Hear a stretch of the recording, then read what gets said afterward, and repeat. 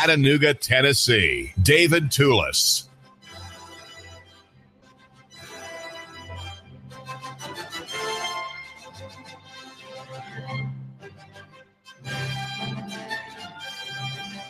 Chattanooga City Council meets tomorrow afternoon early for planning meetings, and then it has an official 6 o'clock get-together where the issues debated in the earlier meetings are voted on, and there will again be nothing said about a crying need, as I would like to suggest to you, and that would be for police reform and control of Mayor Andy Berke's department, which has 500 people under oath, as they like to say, and a budget of about $73 million.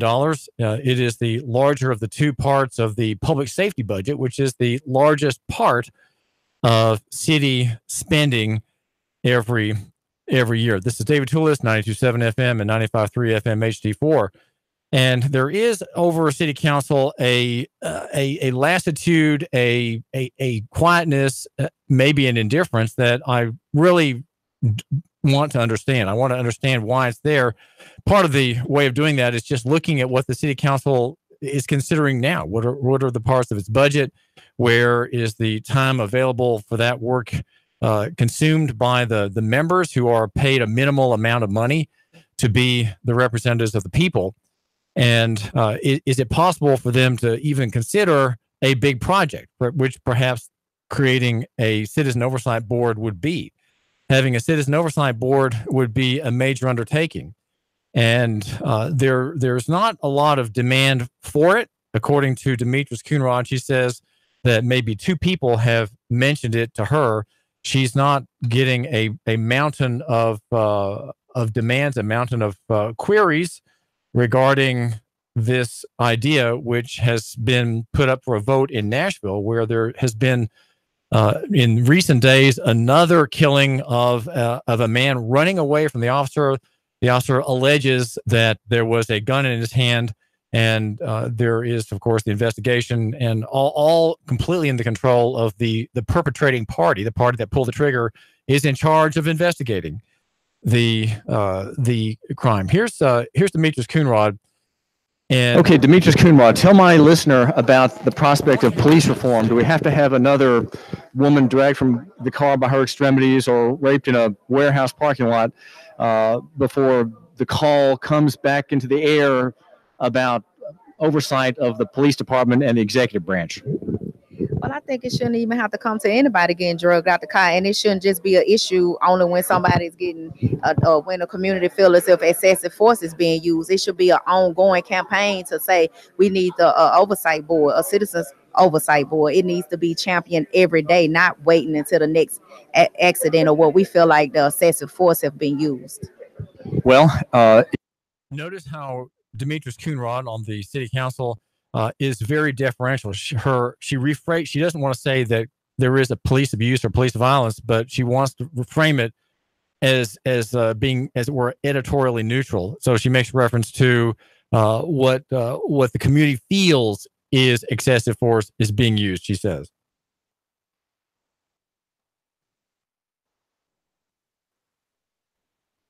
Hang on a second. I'm trying to find my...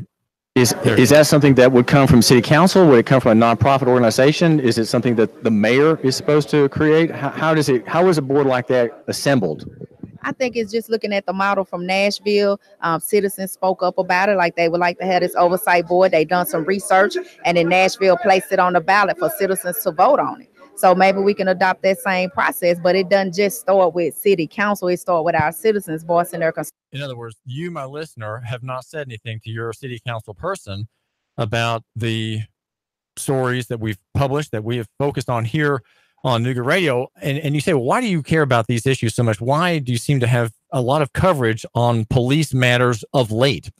Well, because they are executive action. And don't forget, the marketplace and prosperity come about, you might say, democratically. They come about through a voluntary association. Prosperity comes with people buying and selling, people providing services, people having interactions.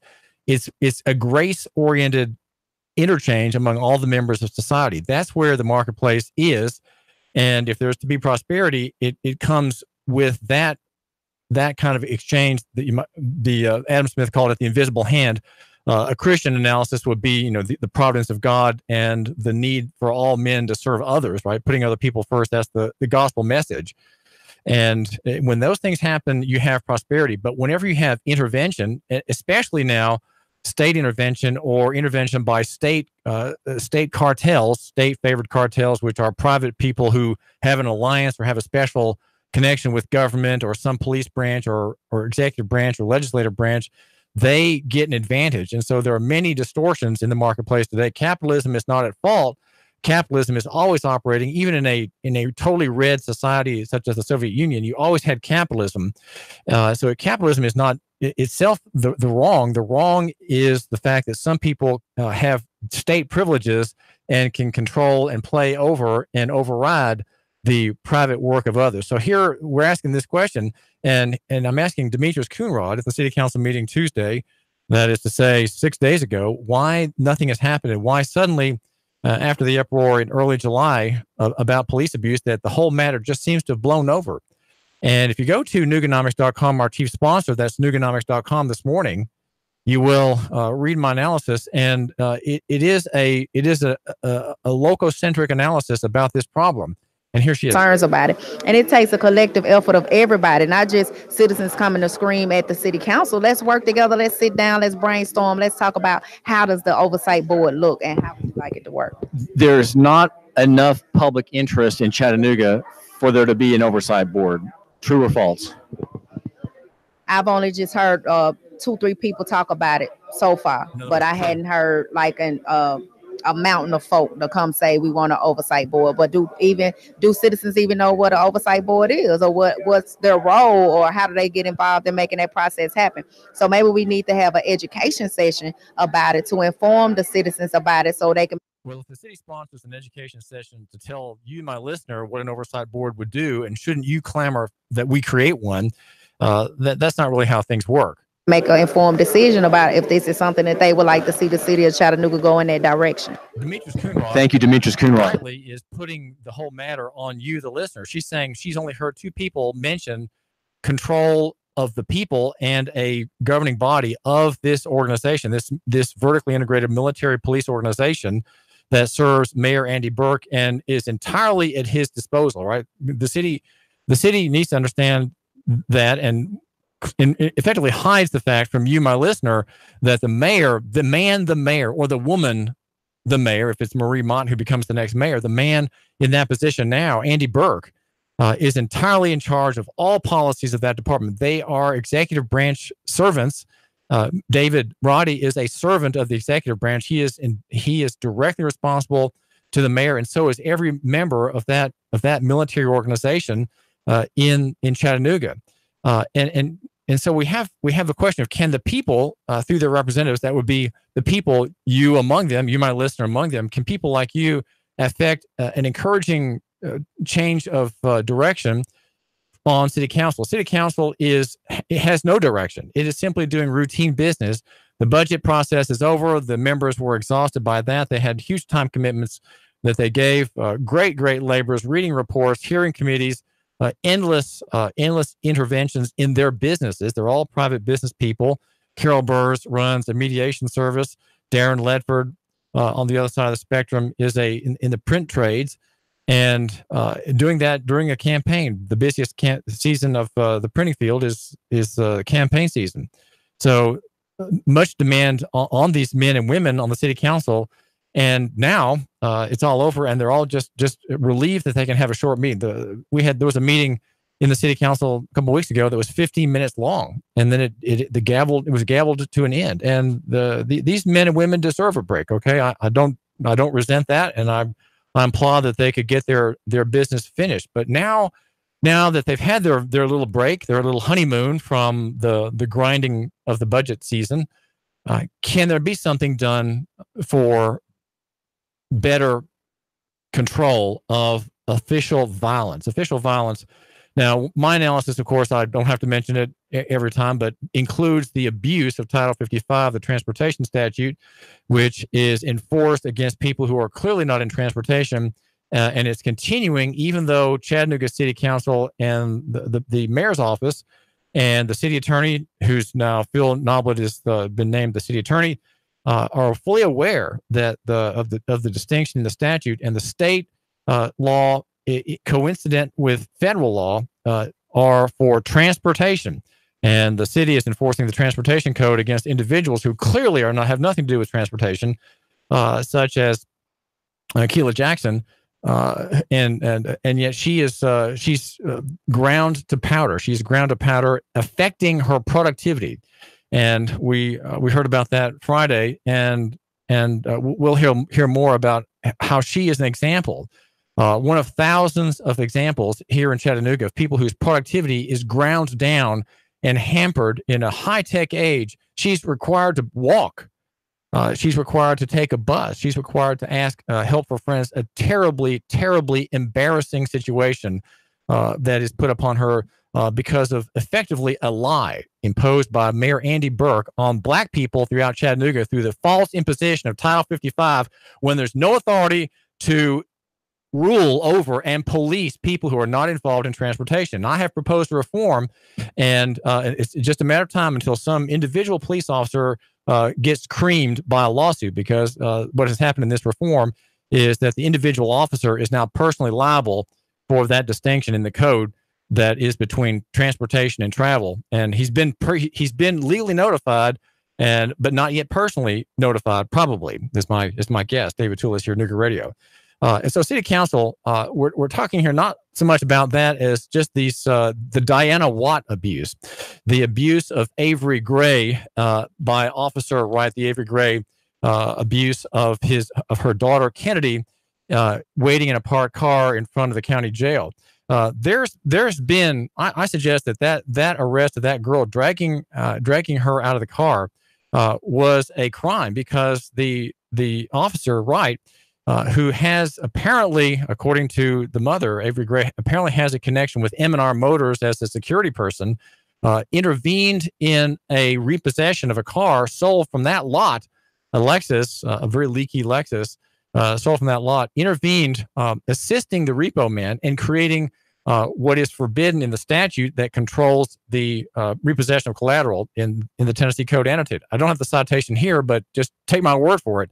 We've covered it at Nooganomics.com, the only website, the only platform in Chattanooga that has looked into this issue from the perspective of what's in the law. And the officer, at the very least, should be subjected to an internal affairs investigation for his private dealings, if Avery Gray is correct. And if not that, then simply the violation of the statute that a repossession action cannot breach the peace. It cannot breach the peace, period. And yet that is what happened in a video of that poor girl being dragged from the car, and she's still injured. Avery Gray called me this morning, and she said, my daughter is still suffering injuries from her arrest.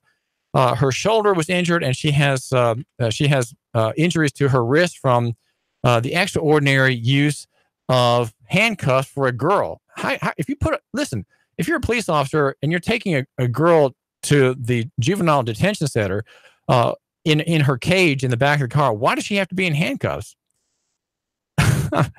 How civilized are we? And is it because she's black? Is that it? Because she's black and she may want to take the life of the officer, somehow seize his weapon from its perched there on his belt and slay him? Is that what the fear is? Well, evidently that is the fear. And so this girl is getting physical therapy. She's taking ibuprofen, and the mother, Avery, says that she's still affected by this being dragged from the car. 1.5 million people have viewed that on YouTube. And at least probably at the time I was checking these numbers, about 38,000 viewed the police counter video here in Chattanooga. And at that time, there was an uproar. But it seems that Darren Ledford and the other council members they're not concerned. Somehow it just all is passing them by. And even Mrs. Coonrod, notice her quote. She reflects the problem of elected officials. The problem is that they take the perspective of the state. Now, of course, Chattanooga is a municipal corporation. It's not a state, but it is a state creature. It is a corporation that and its laws have the same power as statute. Okay, its ordinances have the same power as statute for the people living in that jurisdiction. And the number, by the way, is 800-8949. Do call me. Forgive me for not giving that number out. Do ring me and get on the show. 800-8949. That's 800-8949. Will there be reform in Chattanooga? It's not likely. Russell Gilbert, who's also whose family also comes from slavery back here in the South, he gave no comment to me, and Erskine Oglesby says nothing. There's nothing wrong with police. Okay, he kind of resented my question. He said, "Humanizing? What do you mean humanizing? I mean, they're police. They're human. They just happen to be police. So where are you going with this?" And I said, well, are they under proper authority and under proper control? You can read the story, by the way, at Nuganomics.com. That's Nuganomics.com this morning, or not, right? You don't have to read it if I just tell you what's in it. But he says, yeah, I think they do. As in any case, you have one or two that doesn't conform to standards. But overall, I mean, I think our men and women in blue do an excellent job. So there you have it. We have the minority members who should be the most sensitive to the abuse of you might say, the white legal political establishment that rose from the South, just like the anti-gun law in Tennessee rose from hatred and fear of blacks back in the early before the war. That's when that law went into effect. It was an effort at black control. So it seems, in a way, you want the number again?